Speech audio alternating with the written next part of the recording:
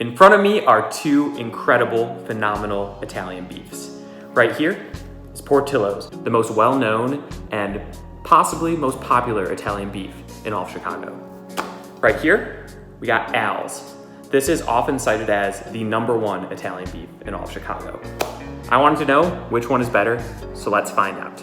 We're judging based off of 4 specific crucial factors. First, taste. Second, size. Third, price. And then fourth, and this is my personal favorite, the beef to bread ratio. You don't want to get like a super bready Italian beef because you know that that's not going to be nearly as good. You need a lot of meat, you need a lot of beef in there.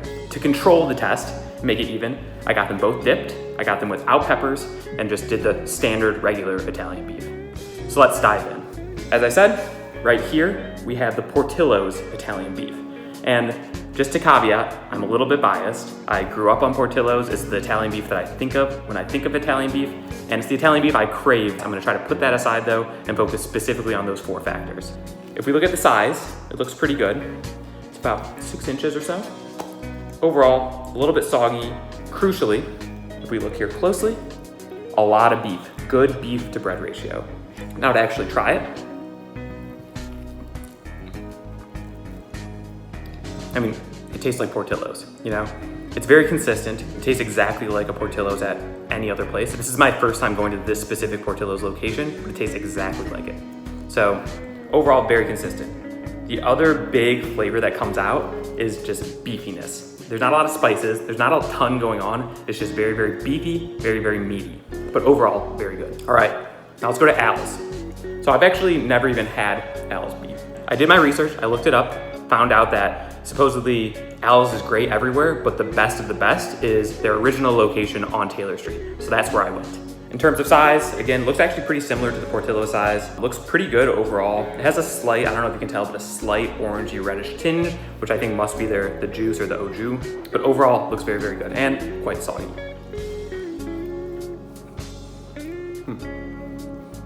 So this is really, really good too. Definitely not as beefy as the Portillo's, but it has another kind of like a spice kick to it. Not spicy, it's not hot by any means, but a nice spice kick. And it kind of reminds me of something like a Chinese 5 spice or something. So I wonder what's actually in here. But overall, very, very good. And of course, I forgot to mention the beef to bread ratio. Plenty of beef in here as well. So all right, let's actually talk about those 4 specific criteria. #1, taste. Portillo's, much beefier, much meatier, and very, very consistent. It tastes the exact same as every other Portillo's I've ever had.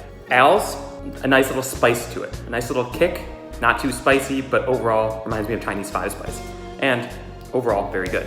In terms of size, I would argue that these are more or less the exact same size. They're both about 6 inches. Plenty of beef. Sadly, the beef to bread ratio is actually not that critical here because plenty of beef to bread, great ratio. And then price, essentially the exact same. Al's was 20 cents cheaper, so price was about the same. Now, if I had to actually choose a specific Italian beef out of these 2, I would probably choose the Al's. But overall, both phenomenal Italian beefs, and now personally, I'm gonna probably devour both of them.